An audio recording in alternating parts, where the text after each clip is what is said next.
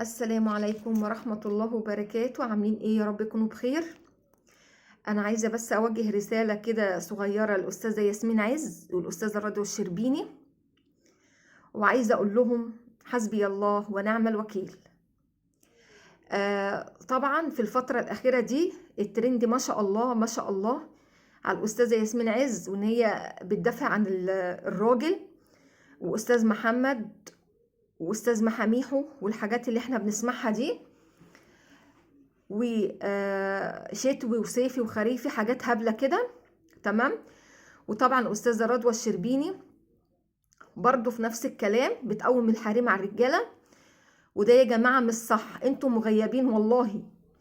وانت يا أستاذة ياسمين، انت والأستاذة رضوى الشربيني هتتحاسبوا على كل كلمة بتقولوها، وعند الله تجتمع الخصوم بأمر الله.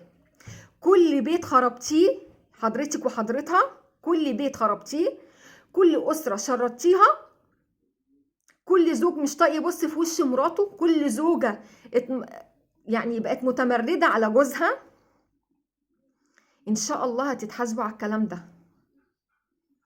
حسبي الله ونعم الوكيل فيكم.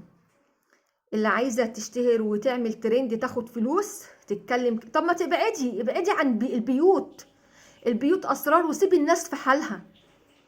الطلاق مش بالسهل يا جماعة، وخراب البيت مش سهل. حضرتك عايزة تعملي ترند اعمليه في اي مصيبة، اي مكان تاني، اعملي اي حاجة، اعملي اي حاجه تاني. هاتي الناس اللي بتاكل من الزباله دي اعملي عليها ترند. هاتي من الناس اللي مش لاقيه تاكل دي برضو اعملي عليها ترند، الناس اللي بتشحت. وملكيش دعوه بالبيوت، ملكيش دعوه بالبيوت. اتقوا الله، ومن يتقي الله يجعل له مخرجا. لو سمحتوا البيوت خط احمر. سيب الزوج والزوجه يعيشوا زي ما كانوا زمان كده بيعيشوا. إيه اللي حصل من ساعة ما اخترعوا موضوع السوشيال ميديا والكلام الفاضي ده؟ ها، ما بقوش طايقين بعض، لا الزوج ولا الزوجة. هي بتفتري على جوزها وهو بيجي يفتري عليها طب ليه؟ ما تمشوا بالقرآن بتاعكم، وامشوا بالإسلام، وامشوا بالدين.